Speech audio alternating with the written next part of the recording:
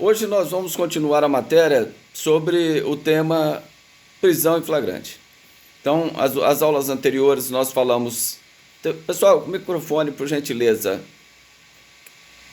Quem está quem, quem tá com o microfone aberto, por gentileza. Então vamos lá. Nós, pessoal, tem o microfone aberto ainda, por gentileza. Senão vou ter que fechar aqui. Aula passada nós falamos sobre as modalidades de prisão em flagrante e hoje nós vamos falar, em continuação a matéria, sobre as lavratura do auto de prisão em flagrante. Né? Então nós explicamos todas as modalidades e hoje vamos iniciar o estudo falando do sujeito da prisão em flagrante, sujeito ativo e sujeito passivo. Iniciando pelo sujeito ativo da prisão em flagrante. Quem pode ser o sujeito ativo da prisão em flagrante? Conforme nós já estudamos. Lembram daquelas duas modalidades? Flagrante obrigatório e o flagrante facultativo. Então, qualquer do povo pode ser o sujeito ativo da prisão em flagrante. Pode prender quem esteja em situação de flagrância. E as autoridades policiais e os seus agentes, aí é o flagrante obrigatório ou compulsório, devem prender quem se encontrar em situação de flagrância. Certo? Então, nós podemos falar que o sujeito ativo da prisão em flagrante qualquer pessoa ou as autoridades policiais ou seus agentes podem prender quem esteja em situação de flagrante. É lógico, qualquer do povo. As autoridades, seus agentes devem, flagrante obrigatório. Certo? E o sujeito passivo da prisão em flagrante? Quem pode ser o sujeito passivo da prisão em flagrante? Será que pode ser qualquer pessoa também? Pode ser sujeito passivo da prisão em flagrante? Por exemplo, o menor de 18 anos, ele pode ser sujeito passivo da prisão em flagrante? Não. O menor de 18 anos não, porque ele é inimputável, ele não comete crime. Ele comete um ato infracional equiparado às condutas descritas na lei penal, mas ele comete um ato infracional. Então, contra ele não será lavrado o auto de prisão em flagrante. Ah, mas se o menor matou uma pessoa, o que vai acontecer? Será lavrado um auto de apreensão e ele ficará à disposição da justiça, da vara da infância e da juventude. Certo? Então é assim que funciona. Ao menor de 18 anos não se lavra o auto de prisão em flagrante. Presidente da República e autoridades diplomáticas pode ser preso em flagrante? A Constituição também não autoriza essa prisão ou qualquer tipo de prisão do presidente da República, né? Conforme diz o artigo 86, salvo engano, parágrafo segundo da Constituição Federal, que fala que o presidente da República não pode ser preso durante o exercício do mandato. Tá certo? E os deputados e senadores podem ser presos? Podem ser sujeito passivo da prisão em flagrante? De acordo com o artigo 53, parágrafo 3º da Constituição Federal, diz que os deputados e senadores só podem ser presos em situação de flagrante por crime inafiançável. Então, somente por crime inafiançável que ele pode ser preso em flagrante delito. E aí o que vai acontecer? Após a lavratura desse auto de prisão em flagrante, será comunicado à casa respectiva, seja o Senado Federal ou a Câmara Federal, para deliberar sobre a prisão no prazo de 24 horas. Então, a casa respectiva que pertence o deputado, que é a Câmara dos Deputados, ela pode sustar esta prisão, né? Ela pode revogar essa prisão. Então, no prazo de 24 horas após a prisão, será comunicada à casa respectiva, que irá deliberar sobre a prisão, a manutenção da prisão ou não. Tá certo? Isso está lá na Constituição Federal. Vocês já devem ter estudado em direito constitucional. Tá? Quem comete também crime de menor potencial ofensivo, ou seja, os comportamentos descritos na Lei 9.099 de 95, também não serão sujeito passivo da prisão em flagrante. Contra ele será lavrado o termo circunstanciado, o TCO, termo circunstanciado de ocorrência policial. Tá? Então, pela própria lei do juizado, diz que as pessoas que cometerem crime de menor potencial ofensivo serão conduzidas até a presença da autoridade judiciária, imediatamente. Mas nós não temos essa estrutura do judiciário. Então, a pessoa é levada até a presença da autoridade policial, lá é lavrado um termo de ocorrência e essas partes se comprometem a comparecer em juízo quando intimado. Certo? Também não poderão ser sujeito passivo da prisão em flagrante quem apresenta espontaneamente para ser preso, né? Então o sujeito, lembra daquele exemplo? Ele conseguiu driblar a polícia que estava perseguindo, foi lá e se entregou na delegacia de polícia, se apresentou. Não existe esta modalidade, isso não é situação de flagrante, porque ela não se enquadra em nenhuma das hipóteses do artigo 302 do Código de Processo Penal. Por esse motivo, não estamos diante de uma situação de flagrante. O delegado não poderá determinar a lavratura do auto de prisão em flagrante, justamente por esse motivo, tá? Por falta de previsão legal. Mas o sujeito matou 10 pessoas e se apresentou espontaneamente. Isso não quer dizer que ele não pode ser preso, mas a prisão deve ser de outro título. A prisão deve ser ou prisão temporária, Lei 7.960 de 89, ou prisão preventiva, disposta no artigo 311 seguintes do Código de Processo Penal. Tá certo?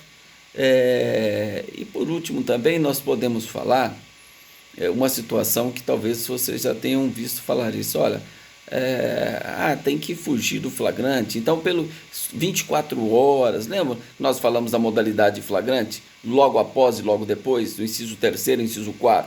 Não existe isso, é folclore, essa questão de 24 horas após, se você fugir do flagrante, isso é coisa de televisão. Não existe prazo, enquanto perdurar a perseguição, logo após e logo depois, não tem prazo. Não tem prazo, mas é uma relação de imediatidade. Quem vai analisar se o prazo é devidamente necessário e suficiente para caracterizar o flagrante? É a autoridade judiciária. A defesa pode discordar, o Ministério Público pode discordar e assim recorrer da decisão do juiz que reconheceu pela legalidade da prisão em flagrante, ainda que tenha se passado um lapso temporal além do que se refere às expressões logo após e logo depois, que é uma relação de imediatidade, mas nós não temos um prazo determinado. Se 2 horas será logo após, se 2 horas será logo depois. Se 1 hora será logo após, se 1 hora será logo depois. É o legislador, aliás, o juiz, que dará o valor necessário em relação a cada comportamento de flagrante que for apresentado ao juiz e dirá se é situação de flagrante ou se não é situação de flagrante. Se não for, ele irá determinar a ilegalidade, né, da prisão em flagrante, consequentemente determinará o seu relaxamento, o que não impede que seja decretada aí após até mesmo a denúncia ou o requerimento do Ministério Público, a prisão preventiva. É certo? Prisão temporária, prisão preventiva, o juiz não pode mais decretar de ofício. A prisão preventiva ele poderia, se no curso da ação penal. Hoje não, devido à nossa sistemática do processo penal ser um processo acusatório, né? Ele não é misto nem inquisitivo, ele é acusatório. Então, nesse caso, o juiz não pode mais decretar a prisão se não for provocado. Tá certo? E a prisão temporária ele já não poderia, desde a criação da lei, decretá-la de ofício. Tá bom? Mas voltando, o que eu estava dizendo no trânsito. Se você cometer um delito no trânsito, um delito culposo no trânsito, né? Uma das situações que impede que você seja preso em flagrante delito é justamente o pronto e integral socorro à vítima. Isso está lá na lei, no artigo, salvo engano, 301 da lei 9.503/97, que é o Código Brasileiro de Trânsito. Lá no artigo 301 diz que o sujeito que prestar o pronto e integral e imediato socorro à vítima nos delitos de trânsito não será objeto de prisão em flagrante. Então, se o sujeito fugiu, é uma das hipóteses que autorizaria a prisão em flagrante. Se ele ficar e prestar o pronto e integral socorro, né, ligar para o resgate, ligar para a polícia, é evidente que o artigo 301 lhe será favorável nesse aspecto e ele não poderá ser preso em flagrante delito. Tá certo? Tá. E o advogado, será que ele pode ser preso em flagrante delito também? Lógico que pode, né? Mas só que o advogado tem uma questão também, somente por crime inafiançável, quando o crime está relacionado ao exercício profissional do advogado. Então, se o crime está relacionado ao exercício profissional do advogado, ele só poderá ser preso por crime inafiançável. Preso em flagrante por crime inafiançável. E tinha uma ressalva, né? Que essa ressalva foi declarada inconstitucional esse aspecto, que a exigência para a lavratura do auto de prisão em flagrante contra o advogado fazia-se necessário um representante da OAB. Então, isso hoje não existe mais obrigação nesse sentido. Mas a autoridade policial, se eu fosse autoridade policial, por cautela, ao prender um advogado em situação de flagrante, ou até mesmo quando tem mandado de prisão preventiva ou temporária que vai ser cumprida pela autoridade policial, comunica a ordem dos advogados para mandar um representante, justamente para verificar a legitimidade e a legalidade dos atos de cumprimento do mandato de prisão. E se é em flagrante, comunica também ao representante da OAB para acompanhar o flagrante. Não é obrigação, constava na lei, mas isso não consta mais na lei. O delegado não chamou o representante ao prender um advogado em flagrante por crime relacionado ao exercício da atividade do advogado. Não há nenhuma nulidade. Tá? E a lei trazia isso expressamente, que era obrigatório, mas foi suprimido esse aspecto por se tratar de questão que não foi declarada inconstitucional. Esta parte que exigia a presença do advogado, do representante da OAB no momento da lavratura do auto de prisão em flagrante. Certo? Então falamos do sujeito passivo da prisão em flagrante. Quem pode ser sujeito passivo da prisão em flagrante? Lembram das imunidades dos parlamentares? Essa imunidade é uma imunidade formal, uma imunidade processual. Somente pode ser preso em flagrante por crime inafiançável. Está lá no artigo 53 da Constituição Federal. Então, essa é a imunidade processual. Agora, a imunidade material dos parlamentares é em relação a eles não cometem crime de opinião, crime de palavra, ou seja, durante a defesa do exercício do mandato, ele não comete o crime de opinião. Se ele ofender uma pessoa na defesa, é lógico que estiver relacionado com o exercício do mandato. Se ele faz uma ofensa a um terceiro que não tem nada a ver com a defesa do mandato, é lógico que ele vai responder e não vai ser considerada essa imunidade material. Tá bem? Só quando está relacionado ao exercício do mandato. Tudo bem? Então falamos do sujeito ativo e sujeito passivo. Sujeito ativo nós exemplificamos várias modalidades de flagrante, mas só para deixar claro, quem pode prender em flagrante? Qualquer do povo. Quem deve prender em flagrante? A autoridade policial e seus agentes devem prender quem se encontrar em situação de flagrância. Certo? Então vamos lá. Vamos partir agora, já que falamos tudo sobre flagrante, ou quase tudo, podemos dizer assim, nós vamos falar da lavratura do auto de prisão em flagrante. É o momento que vai materializar, né, legalmente aquela prisão que foi efetivada em situação de flagrante. É agora que nós vamos materializar, é o delegado, né, que vai presidir a lavratura do auto de prisão em flagrante e será sempre assessorado por um escrivão de polícia. No local onde não tem o escrivão de polícia, isso acontece muito, principalmente em vários estados, em Minas, muitas cidades, a prefeitura até cede funcionário para trabalhar na delegacia.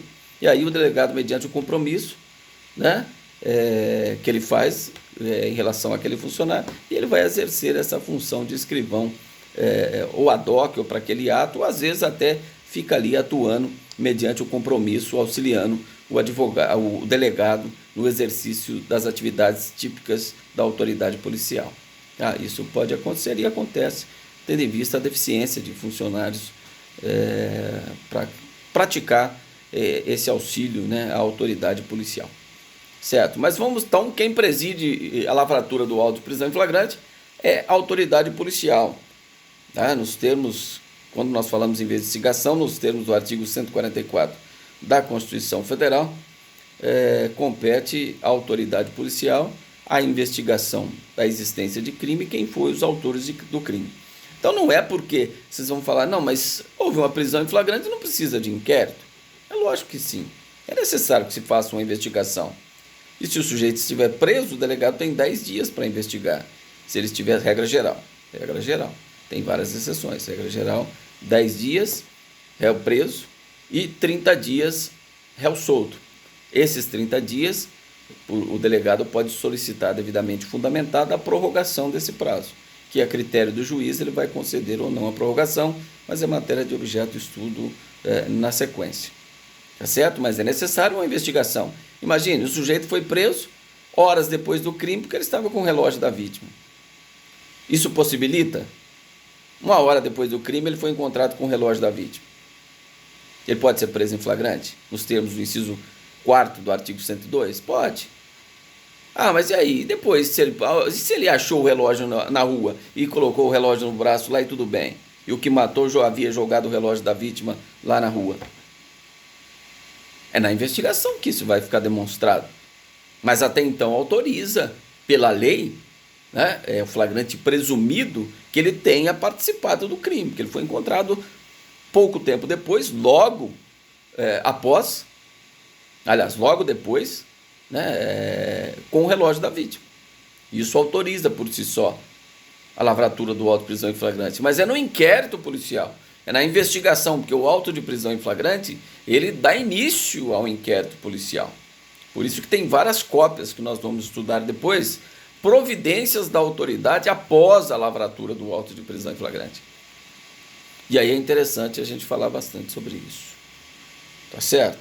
Então vamos lá. A quem compete a lavratura do auto de prisão em flagrante? Eu estou dizendo qual o delegado que tem atribuição. O delegado de onde se consumou o crime ou o delegado de onde ocorreu a prisão? É uma questão interessante, né? Vamos imaginar o seguinte: ocorreu um roubo aqui em Ribeirão Preto, o sujeito entrou numa residência, praticou um roubo, aí a polícia foi no encalço, né? Uma perseguição, e esses ladrões pegaram em Anguera, foram embora, sentido Minas. E a polícia no encalço dos ladrões. E a polícia conseguiu prender esses roubadores na cidade de Uberaba.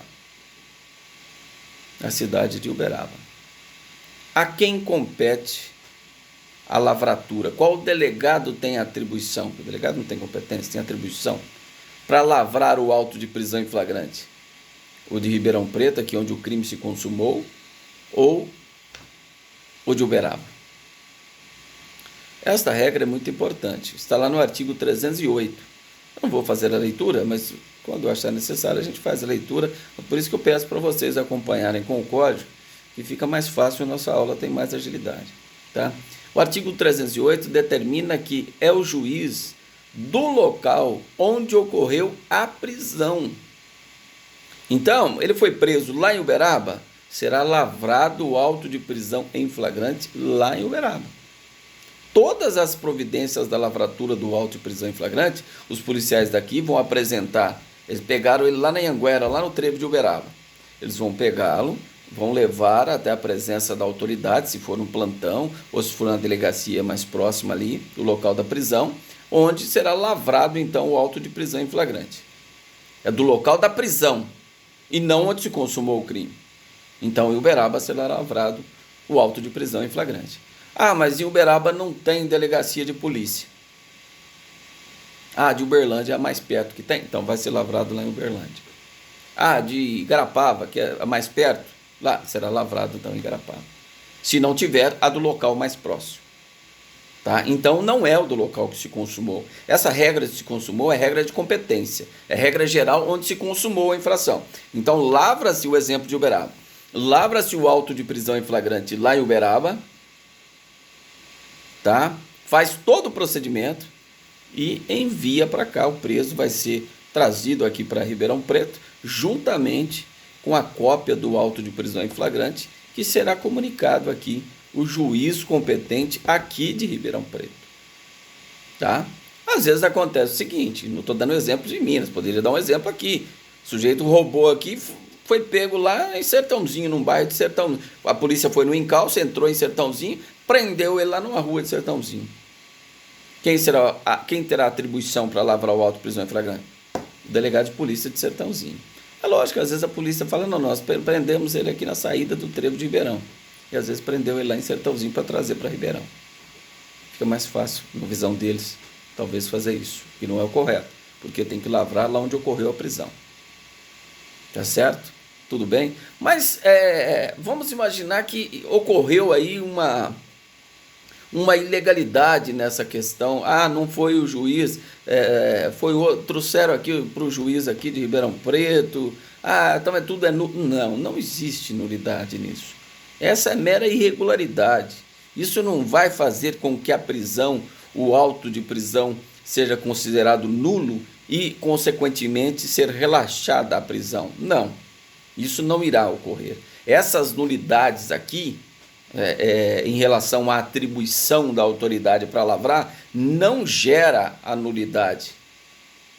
Questão do prejuízo, né? A regra geral no processo penal. Artigo 563 do Código de Processo Penal, que tem aplicação analógica aqui, o que nós estamos discutindo. Então não há prejuízo. Se não há prejuízo, agora, se é um crime de competência da Justiça Federal, da Estadual, a prisão, o auto de prisão foi lá, aí tem muita discussão doutrinária se é declarado nulo ou não por absoluta incompetência da autoridade. Tá? Crime de competência da Justiça Federal ou da Justiça Estadual. Consequentemente, a competência, a atribuição da Polícia Federal ou a atribuição da Polícia Estadual. Isso há uma discussão bastante grande nesse aspecto. Um exemplo aqui é a própria Sevandija aqui de Ribeirão Preto, né, que teve uma discussão nesse sentido. Se a Polícia Federal teria atribuição ou não teria que ser a Polícia Estadual. Tá certo? E então vamos lá. Então é do local, gravem bem, do local onde ocorreu a prisão, que será o delegado competente para a lavratura do auto de prisão em flagrante. Em se tratando de militar, está lá no parágrafo único do artigo 301 do Código de Processo Penal, salvo engano, 300 ou 301, depois vocês confirmam lá se é parágrafo, salvo engano, artigo 300 do Código de Processo Penal, que fala que o militar será lavrado o auto de prisão em flagrante por um oficial. E normalmente tem um cabo, um sargento, um soldado que vai, normalmente cabo, um sargento, que vai fazer as vezes do escrivão. Né? E aí ele vai lavrar o auto de prisão em flagrante e o militar será colocado à disposição da Justiça Militar e será conduzido a um presídio próprio da Polícia Militar. Tá? Isso tem previsão também no Código de Processo Penal. Tá certo? Então vamos lá, falando então da lavratura. Qual é a primeira providência que o delegado deve tomar? Bom, então vamos pelas terminologias que nós vamos utilizar. As terminologias utilizadas é condutor e o preso é o conduzido. Então, quem é o condutor? Quem efetuou a prisão. Não se admite delegação, a não ser o outro policial. 6 policiais participaram da ocorrência. Só 2 vão apresentar lá ele a autoridade. Pode ser? Pode ser. O que não pode olha, eu participei da ocorrência, aquele policial não participou. Eu vou delegar para ele a apresentação do preso à autoridade policial. Ou terceiro, né, que pode ser qualquer um do povo, né? Eu prendi em flagrante e falo pro meu irmão, ó, leva ele lá na delegacia e apresenta ele lá pro delegado. Não pode. Não pode ser feito. Quem vai apresentar o preso à autoridade é quem efetuou a prisão. Então, ele é chamado de condutor. E quem está sendo preso é chamado de conduzido. Tá? Essas são as terminologias utilizadas na lavratura do auto de prisão em flagrante. Então, vamos lá. Então, o que acontece? Vamos dar o exemplo da polícia. A polícia militar foi prender o sujeito em flagrante delito. Um crime de furto. Ele trouxe furto qualificado, parágrafo 4º do artigo 155. Apresentaram aqui no plantão policial, a central de flagrantes. O que o delegado vai fazer? Primeiro, ele vai tomar a declaração. Tudo que eu estou falando aí, pessoal, está no artigo 304 até o artigo 310, é o que nós vamos estudar hoje. Do artigo 304 ao artigo 310 do Código de Processo Penal. Tá? Anotem aí. Então, o policial, vamos imaginar que são 2 policiais, eles vão apresentar o preso à autoridade policial. E o delegado vai primeiro entrevistar-se com as partes, com os condutores. O que aconteceu? Eles vão, foi assim, tá bom. Tem vítima? A vítima está aí, tá, chama a vítima aí. O que aconteceu? Foi assim. Deixa eu ouvir o preso. O que o preso? Assim, isso é uma oitiva preliminar.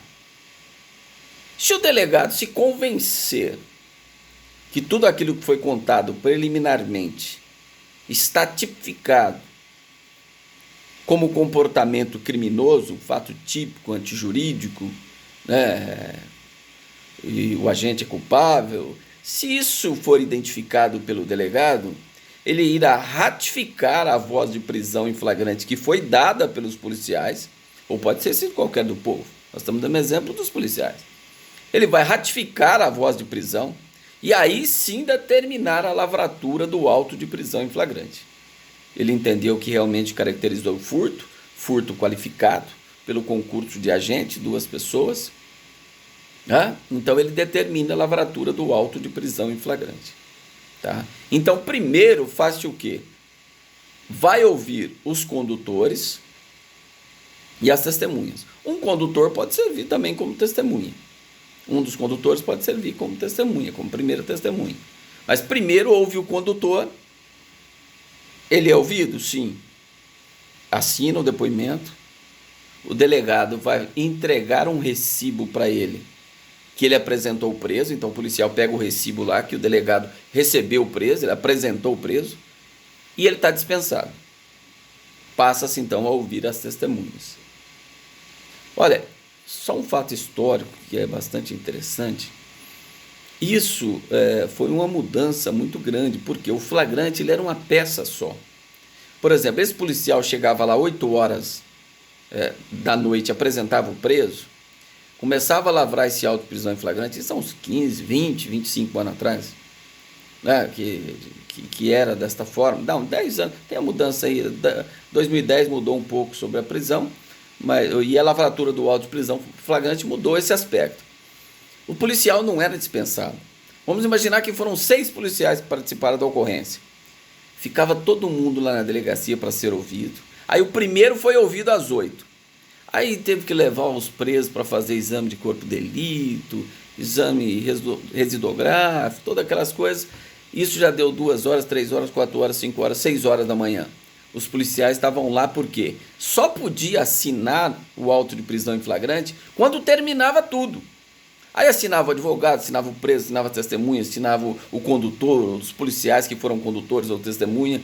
Isso ficava a noite inteira. Você chegava na delegacia 8 horas da noite, saía no outro dia 8 horas da manhã. Às vezes quando acabava a energia também e apagava tudo ali, na época dos computadores, aquelas impressoras malucas lá que não funcionavam, era aquela loucura. Então hoje não, hoje o policial apresentou o preso, ele presta o depoimento, pega um recibo que ele apresentou o preso e volta para a rua trabalhar. Isso não era assim que funcionava, porque era um ato só. Lá dava 15 folhas de flagrante, todo mundo assinava aquelas 15 folhas, o advogado ficava lá esperando até terminar. E aí, então, graças a Deus isso mudou. Distrito, imagina 10 ocorrências policial com 4 policial em cada ocorrência. 40 policial ficavam enfiados lá no distrito e a cidade totalmente esguarnecida de policiamento, porque eles ficavam esperando terminar todo o flagrante para poder assinar, para poder ir embora. Olha que absurdo. Então hoje desmembrou. Aí ouviram os policiais. Tá, aí vamos ouvir as testemunhas. Ouviu uma testemunha? Pode ir embora. Ouviu outra testemunha? Pode ir embora. Certo? E tem uma regra que deve observar. Primeiro os condutores, testemunhas e, por último, o conduzido, o interrogatório do preso. Se não respeitar esta ordem, é nulidade. Por que nulidade? Porque o preso pode exercer. Ah, mas não tem contraditório na delegacia. Precisa do advogado estar lá na delegacia para lavar o auto de prisão em flagrante? Contra o conduzido, lá o sujeito que foi preso em flagrante, tem que ter um advogado lá com ele? Não. Porque ele não é acusado, ele é objeto de uma investigação que foi preso em flagrante. Vai dar início a uma investigação. E ele está preso em situação de flagrância. Mas não precisa de advogado. Ah, mas pode o advogado acompanhar? É lógico, velando pelo princípio da legalidade. Mas não é obrigatório, porque na delegacia não tem um contraditório. Em sede extrajudicial, não tem o contraditório, porque não tem ninguém acusado. A Constituição garante a ampla defesa e o contraditório aos acusados em geral. E a pessoa é somente acusada quando o juiz recebe uma denúncia ou uma queixa contra alguém. Aí nós podemos falar que aquela pessoa é acusada. Por enquanto não tem ninguém acusado. Tem alguém que é objeto de uma investigação, que foi surpreendido em situação de flagrância. Por isso que não é obrigatório o advogado. Não é obrigatório o advogado. Tá? Então, mas como que eu faço agora para saber a ordem? Porque antes tinha a numeração das páginas. Se o flagrante teve 20 páginas, página 1, ouviu o condutor. Página 2, testemunha. Página 5, ouviu o conduzido, os outros documentos, requerimentos e tal. Aí você via a ordem. Hoje não, hoje é só constar o horário. Olha, como? Se o conduzido foi ouvido às 20 horas e os condutores foram ouvidos às 22 horas. Peraí, então está invertido. O conduzido ele tem direito de ser ouvido por último. Por quê? Ele já sabe tudo que foi dito contra ele e ele poderá ter melhor condições de apresentar a sua defesa material. Ele pode convencer o delegado que ele é inocente. Ele pode Pois não. Sim, aí sim. Aí é nulidade, porque ofensa à garantia constitucional da ampla defesa. Mas não estou falando do advogado, eu estou falando do próprio preso exercer a sua defesa material. Ele pode convencer o delegado que não houve crime.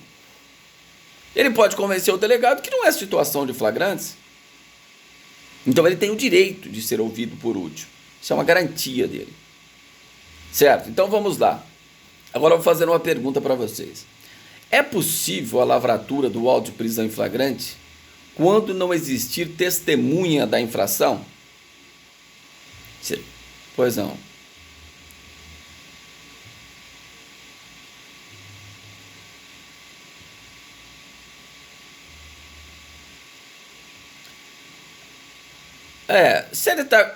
Se ele tá com o advogado acompanha. Se ele está sem, é lógico que isso nós não vamos aqui, nós não estamos aqui é o Brasil, isso não vai acontecer, ele não vai saber o que a testemunha falou, não vai acontecer.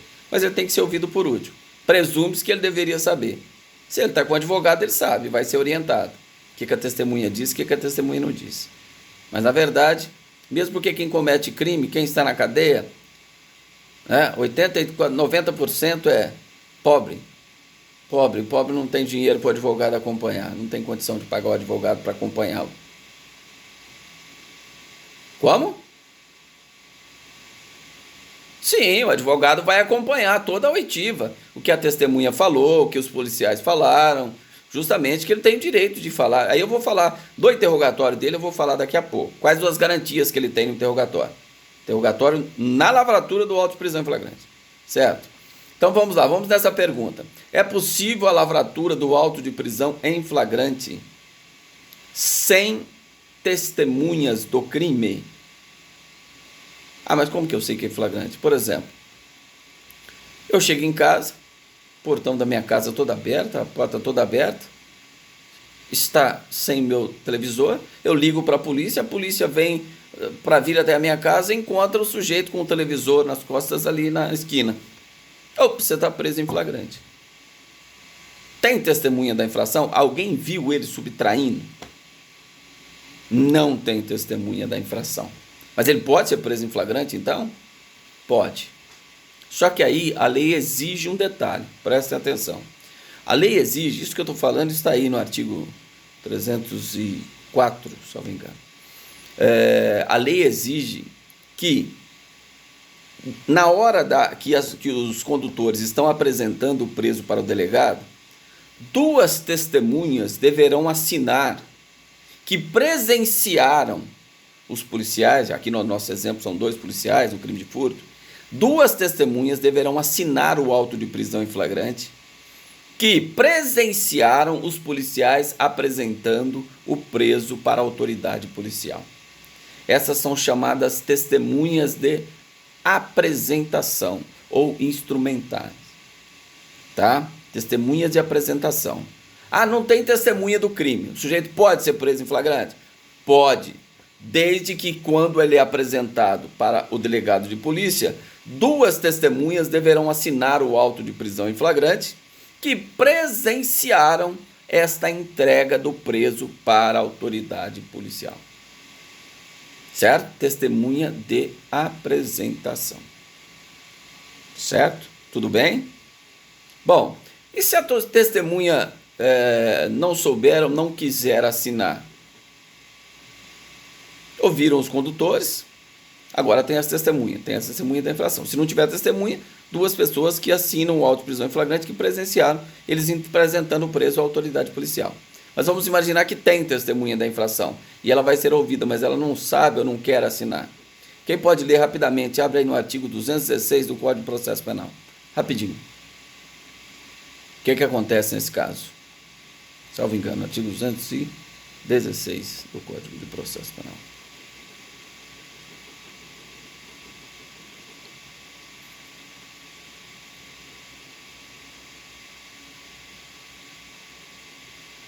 Vamos, pessoal, localiza aí, eu peço para vocês me ajudarem, porque se for para fazer a leitura aqui, nós perdemos mais tempo aqui. Então, se vocês estivessem com o código aberto aí, já facilitaria. Quem achar primeiro já faz a leitura. Em sala de aula a gente trabalha dessa forma. Eu vou falando os artigos, vocês façam a leitura. Localizaram o artigo 216 do Código de Processo Penal?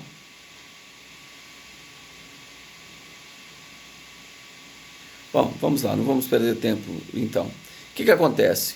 Nesse caso, se a testemunha não assinar, o delegado irá providenciar que uma terceira pessoa possa fazê-lo, desde que haja feito a leitura na presença do terceiro e da testemunha.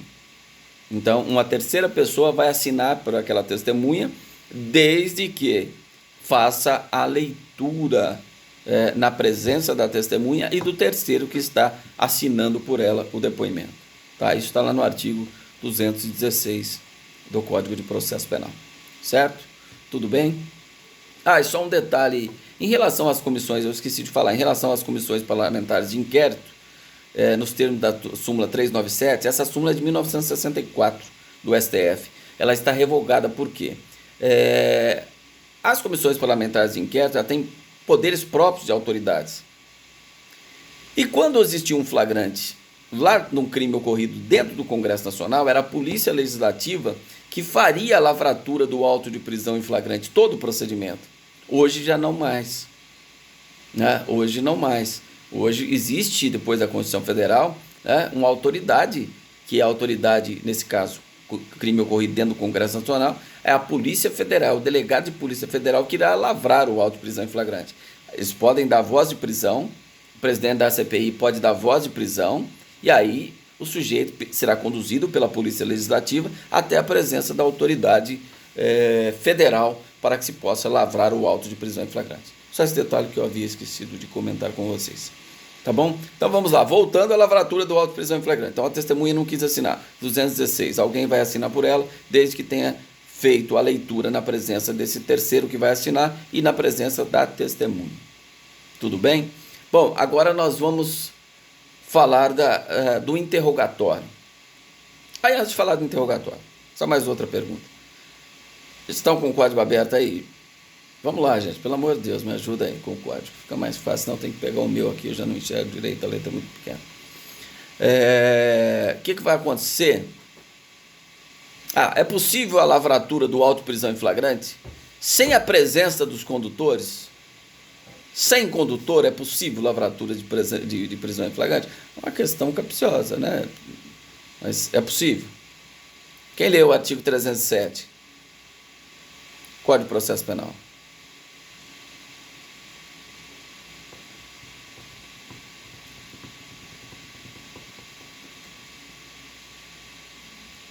Pois não.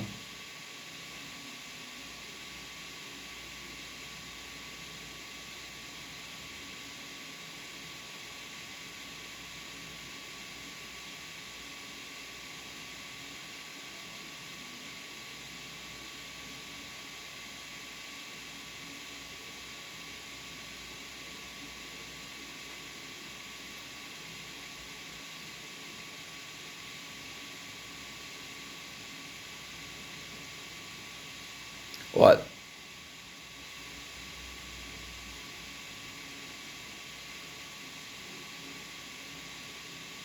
tá vendo? Então é uma pergunta. Pode lavrar a possibilidade de lavrar o auto de prisão em flagrante sem a figura do condutor? Sim, nessa hipótese. Quando praticado na presença da autoridade ou contra esta.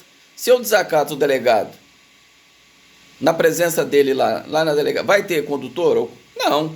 Mas ele vai determinar essa providência do artigo 308. Ele dá a voz de prisão e tudo isso vai constar no auto, né? Onde não terá, então, a presença dos condutores, se ocorrer a hipótese do artigo 307 do Código de Processo Penal. Certo? Agora vamos falar, então, do interrogatório do conduzido, interrogatório do preso, que foi preso em flagrante delito.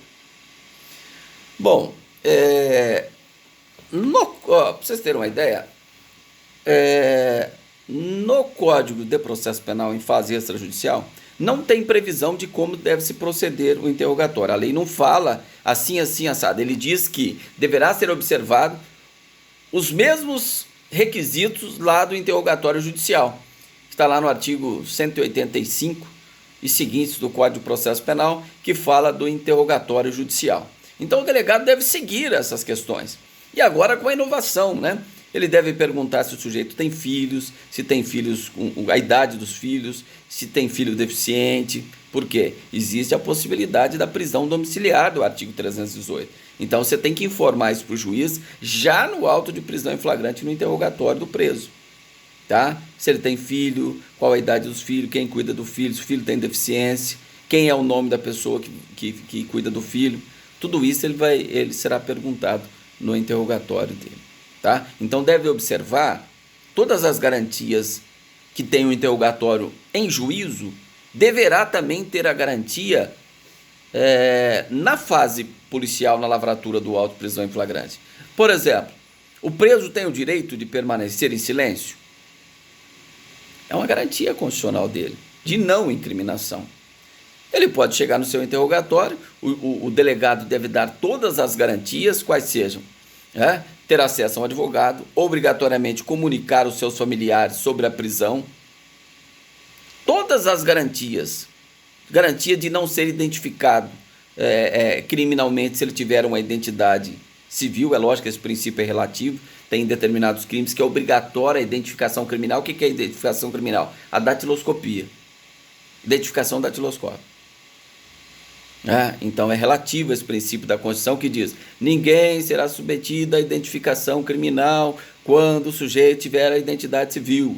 Então eu tenho meu RG, eu tenho identidade civil, mas eu fui vítima, eu fui autor de um estelionato, encontraram na minha casa 20 RG. Como que não vai fazer a identificação datiloscópica dele para saber se aquela pessoa é aquela mesmo que está no documento? Então não há ofensa à Constituição Federal.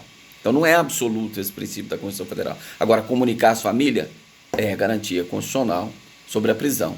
Ou indicar uma pessoa, né? Então você está lá, quem que é a pessoa que você indica aqui para fazer a ligação?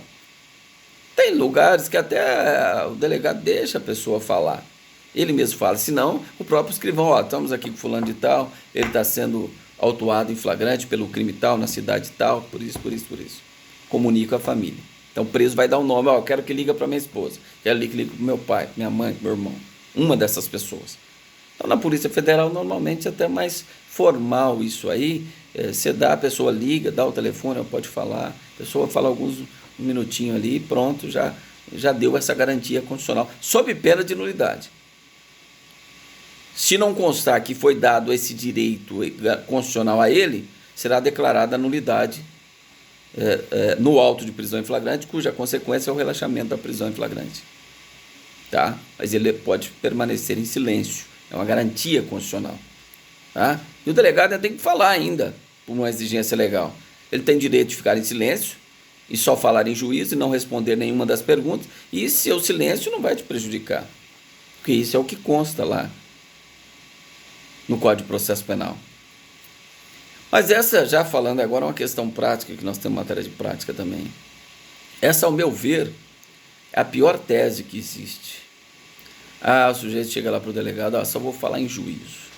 Preso em flagrante, só vou falar em juízo, o advogado me orientou. Puxa vida. Por isso que você tem que saber a parte geral do Código Penal, para você orientar ele corretamente.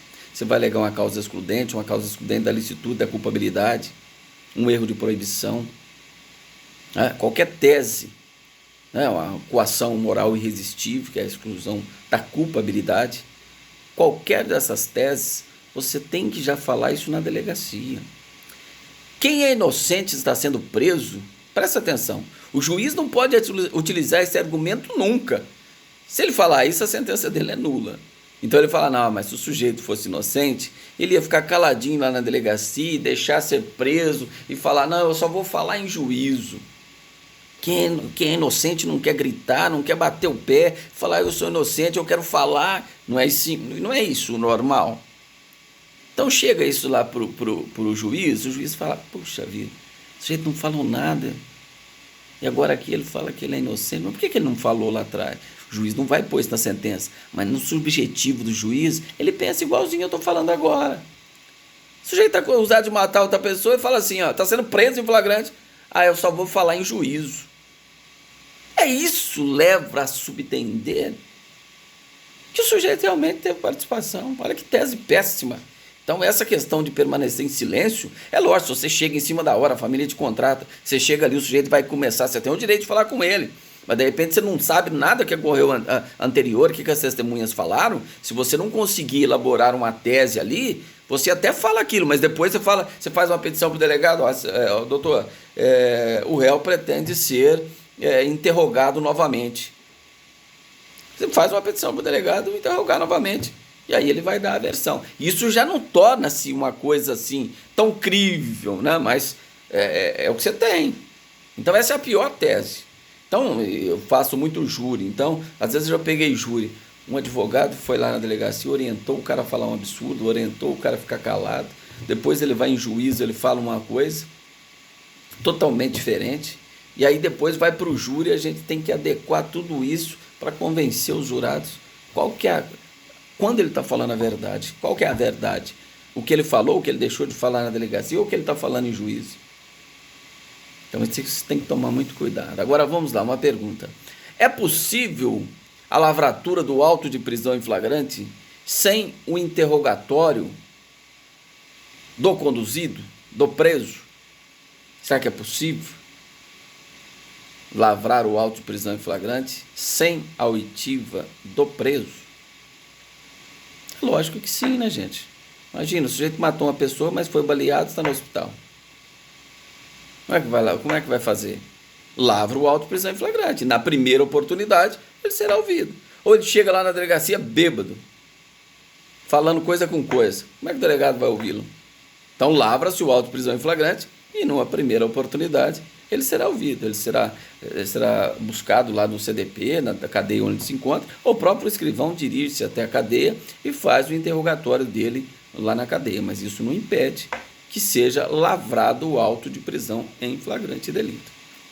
Tá? Mas é necessário que dê todas essas garantias que ele tem o direito. Tá? O advogado pode, deve sempre que o sujeito tiver condição, pagar um advogado para acompanhar. na delegacia. Ah, mas a defensoria não acompanha. Não, não existe. Defensoria é só judicial. Atuação em juízo. Lá na delegacia não vai ter um defensor lá para te acompanhar durante a lavratura do auto de prisão em flagrante. Tá? Porque lá não tem ninguém acusado, por isso que não tem o contraditório. Na delegacia não tem ninguém acusado, ele só terá acusado quando houver o recebimento de uma denúncia formal pelo juiz ou por uma queixa-crime, aí nós vamos ter acusado. Aí a intervenção do advogado é obrigatória sob pena de nulidade. Se o juiz marcar uma audiência, realizar uma audiência com o réu sem advogado, para ouvir uma testemunha, ouvir a vítima, ou qualquer audiência, o réu sem advogado, nulidade absoluta. Artigo 564 do Código de Processo Penal está lá. Uma formalidade essencial que não foi respeitada. Presumido o prejuízo para o réu. Não tem um defensor que tenha capacidade postulatória, que tenha um conhecimento técnico para acompanhá-lo naquela audiência. Porque, além do direito de audiência, o preso tem o direito de presença na audiência e exercer também a sua defesa material e também auxiliar o advogado. Se você está na audiência lá no criminal, o preso pode falar para você, faz uma pergunta assim que essa testemunha está mentindo nisso. Ele te ajuda você a fazer a defesa técnica. Tá? E além dele poder exercer a defesa material lá. Na delegacia ele pode exercer a defesa material também. E deve. Ele deve dar uma versão coerente que possa convencer o delegado que ele não é responsável por aquele delito. Ou pelo menos tentar diminuir a sua responsabilidade criminal em relação àquela imputação que é feita ali, que está sujeitando à prisão em flagrante. Tá certo? Então, bom, verificado tudo isso, se for crime de ação penal privada e for lavrar o auto de prisão em flagrante, é necessário que a vítima possa ratificar, assinar o auto de prisão em flagrante também, que ela está autorizando, porque é pelo princípio da conveniência e oportunidade. Se for condicionada à representação, também é necessário que a vítima ou o seu representante legal assinem o auto de prisão em flagrante no mesmo prazo que o delegado tem para comunicar ao juiz. Então, da efetivação da prisão até a comunicação do juiz, o delegado tem 24 horas para comunicar ao juiz, sob pena de caracterizar abuso de autoridade e falta funcional. Lei 4898, salvo engano, está lá no artigo 7º por aí, abuso de autoridade, 4898/65, que define os crimes de abuso de autoridade. Tá? Então, nesse caso, agora tem a nova lei de abuso de autoridade também, que contempla essas questões, mas o delegado é obrigado em até 24 horas. Então, eu vou explicar uma coisa aqui para vocês, e também ele deve expedir, está aí no artigo 306, salvo engano, parágrafo 2º do Código de Processo Penal, ele deve expedir um documento que chama nota de culpa. Após a lavratura do auto de prisão em flagrante, ele tem que expedir esse documento chamado nota de culpa. O que é nota de culpa? Tanto é importante esse documento que o preso tem que passar um recibo para o delegado que ele recebeu essa nota de culpa, e o delegado tem que juntar essa cópia do recibo no auto de prisão em flagrante, para quando chegar lá o juiz ver, não, foi dada a nota de culpa para ele. O que é a nota de culpa? Simplesmente um documento que diz quem determinou a prisão, foi a autoridade policial, quem são as testemunhas da infração e qual o crime que está sendo imputado a ele na lavratura do auto de prisão em flagrante. Isso porque esse documento é tão imprescindível e tão necessário sob pena de nulidade? Porque desde já o preso poderá exercer a ampla defesa. Então, se você vai conversar, primeiro, você não participou, não acompanhou ele na lavratura do flagrante, família te procura, você vai falar com ele lá na cadeia. Você chega lá, a primeira coisa, você dá uma cópia, cadê o auto de prisão em flagrante, a nota de culpa? Aí ele vai estar com um papel lá dizendo qual é o motivo que ele está preso, quem determinou a prisão, quais são as testemunhas, para que ele possa, desde já, exercer a sua ampla defesa, que é a defesa material, é a garantia geral que ele tem. Então, é obrigado a expedir essa nota de culpa. Qual que é o prazo? Até 24 horas da prisão. Sob pena de nulidade e o consequente relaxamento do auto de prisão em flagrante. Tá? E agora, se tratar crimes afiançáveis, o delegado ele vai lavrar o auto de prisão em flagrante, da mesma forma que nós estamos estudando aqui, e ele vai determinar o quê? O arbitramento de fiança. Então, mas como? Antes como que era? Crime apenado com detenção, o delegado poderia arbitrar fiança, reclusão só o juiz. Agora não é mais assim. Agora a fiança ela pode ser arbitrada pelo delegado quando o crime cuja pena máxima não ultrapassar 4 anos, seja detenção ou reclusão.